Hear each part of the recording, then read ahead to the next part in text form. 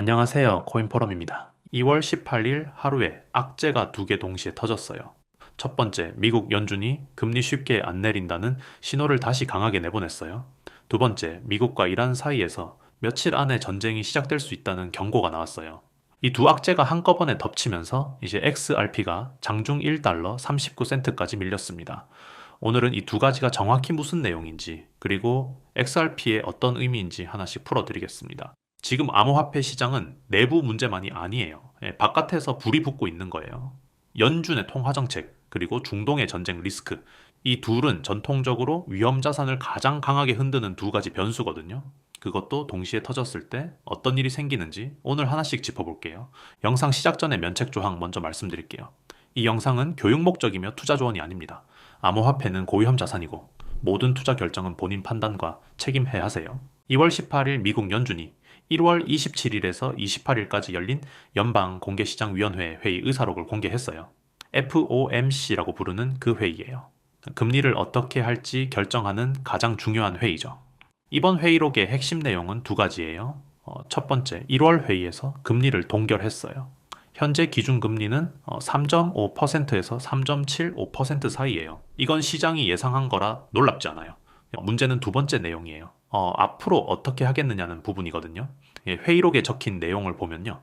인플레이션이 우리 목표에 맞게 계속 하락한다는 확인이 돼야 추가 금리 인하가 가능하다는 거예요. 이제 더 매파적으로는요.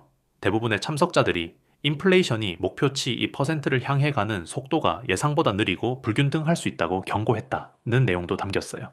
쉽게 말하면 이래요. 인플레이션이 확실히 잡혔다는 증거가 나오기 전까지 금리는 쉽게 안 내린다.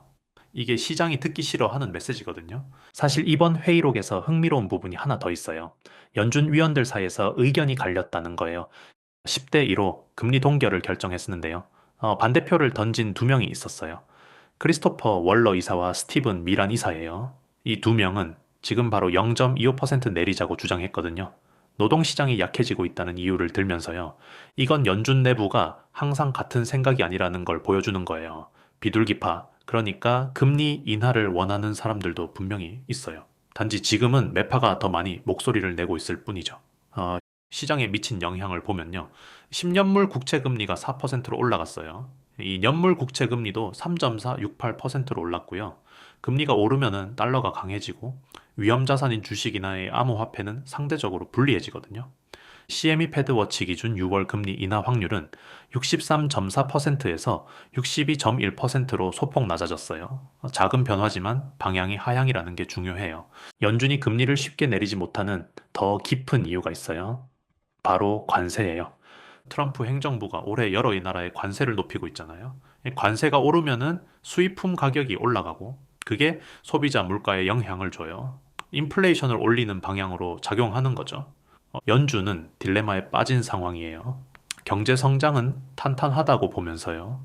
관세 때문에 물가가 다시 오를 수 있다라는 걱정이 동시에 있는 거거든요. 회의록에는 이런 표현이 나와요.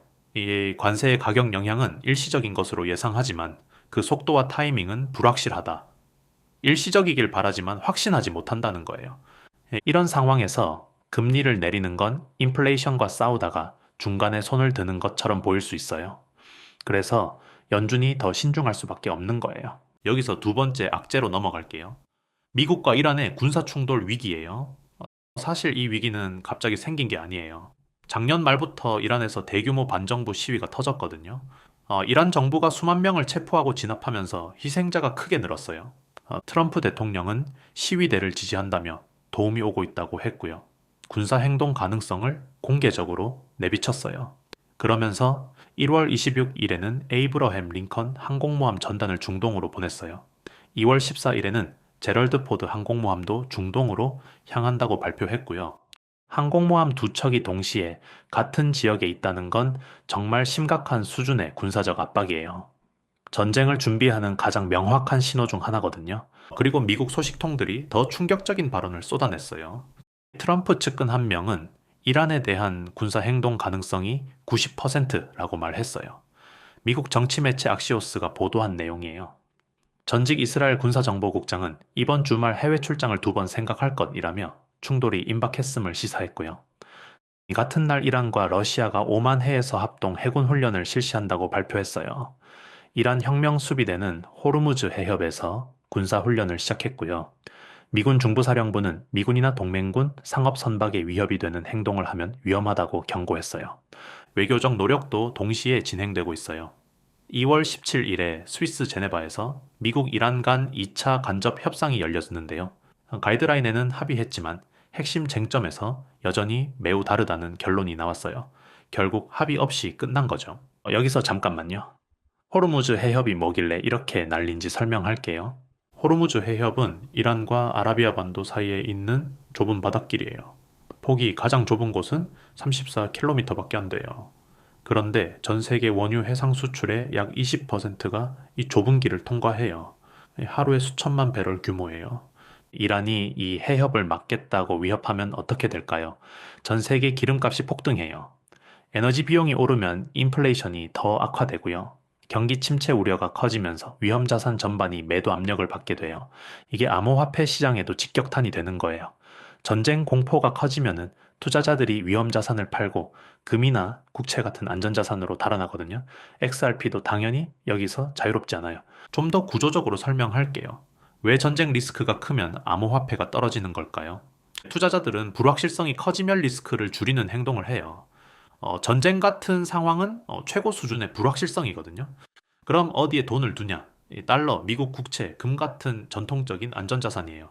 반대로 주식, 암호화폐, 신흥국 자산은 팔아요. 이 과정을 위험자산 회피, 영어로 리스크 오프라고 불러요. 리스크 오프 상황이 오면은 비트코인도 떨어지고 이더리움도 떨어지고 XRP도 다 같이 떨어지는 거예요. 지금이 딱 그런 상황이에요. XRP는 국경 간 결제를 위한 도구잖아요. 중동이 전쟁터가 되면은 국경 간 금융 흐름 자체가 불안해지고요.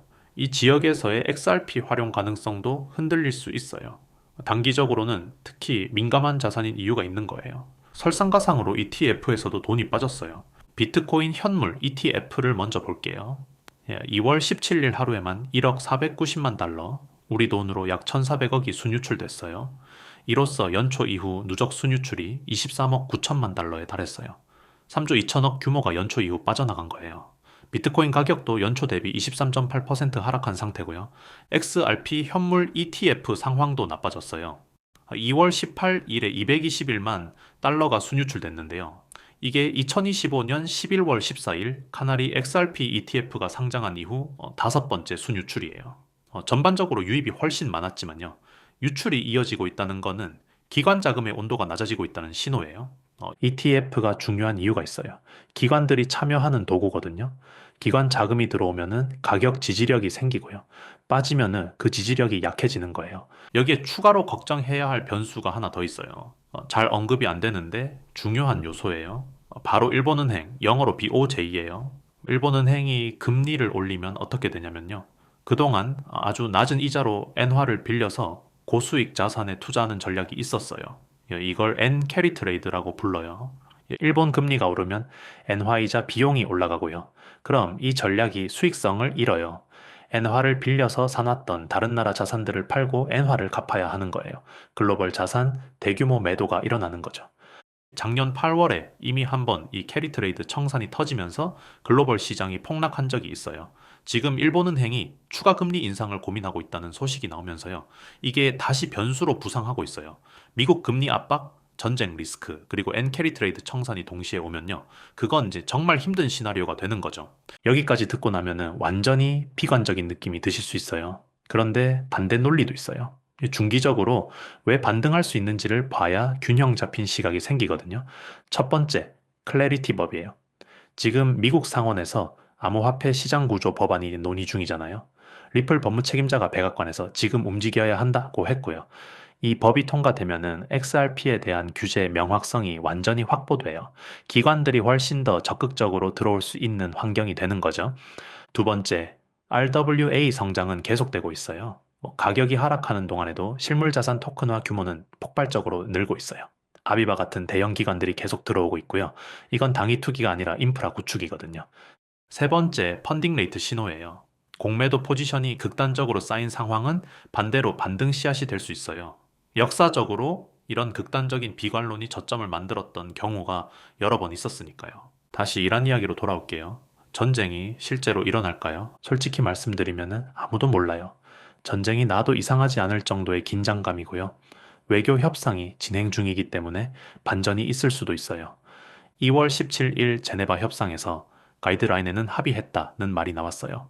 이란이 미국에 서면 제안서를 제출하기로 했다는 보도도 있어요. 완전히 문이 닫힌 건 아니라는 거죠. 다만 현실적인 장벽이 있어요. 미국은 이란이 우라늄 농축을 완전히 중단하라고 요구하고 있고요. 이란은 핵 프로그램은 평화적 목적이며 협상 대상이 아니다라는 입장이에요. 핵심 쟁점에서 완전히 평행선이에요. 협상이 성공해서 긴장이 풀리면요. 위험자산 회피 심리가 급격히 해소되면서 암호화폐가 폭등할 수도 있어요. 반대로 협상이 결렬되고 군사 행동이 시작되면요. 그때 시장 충격은 지금보다 훨씬 클 수 있어요. 연준에서 추가 불확실성이 하나 더 있어요. 제롬 파월 연준 의장의 임기가 올해 5월에 끝나요.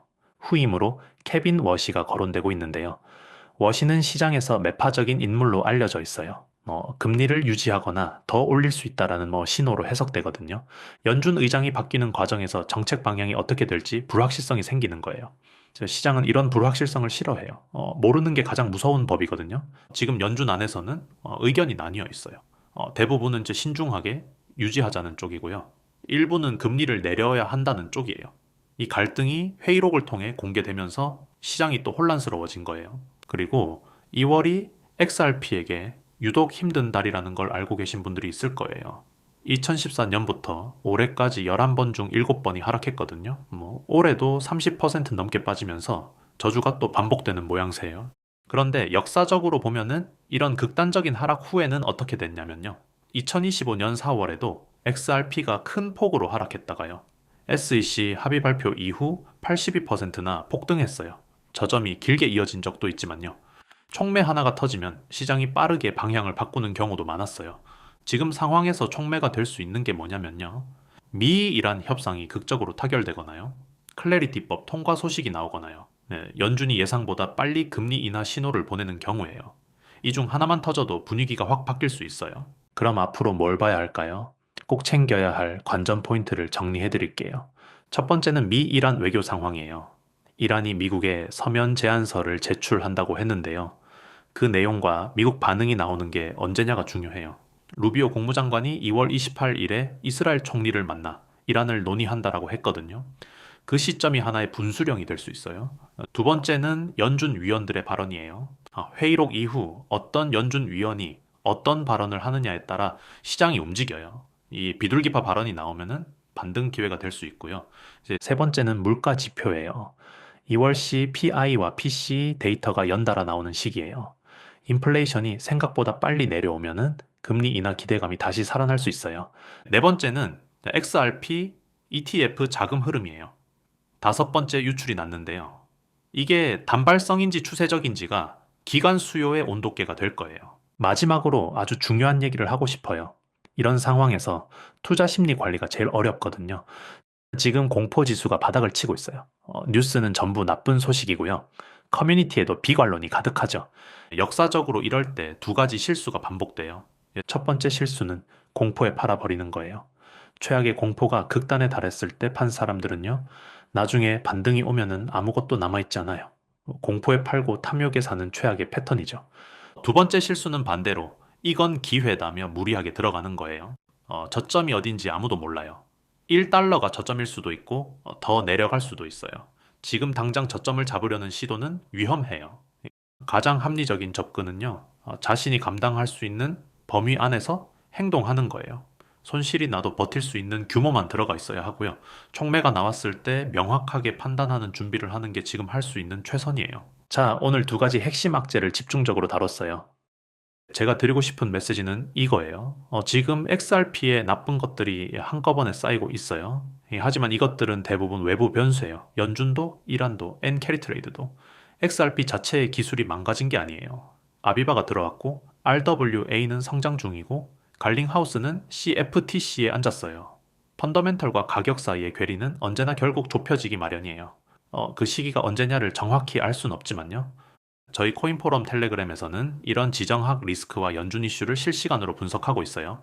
미 이란 협상 결과나 연준 위원 발언 같은 뉴스가 나오면 바로 공유하고요. 시장에 미치는 영향을 같이 해석해드려요. 무료로 참여할 수 있으니 영상 설명란 링크로 들어오세요. 정보는 항상 양면을 봐야 해요. 공포를 조장하는 뉴스도 과도한 낙관론도 모두 경계하세요. 데이터를 보고 본인의 판단을 믿으세요. 영상이 도움됐다면 구독과 좋아요 부탁드리고요. 다음에도 유용한 정보로 찾아뵙겠습니다. 코인포럼이었습니다.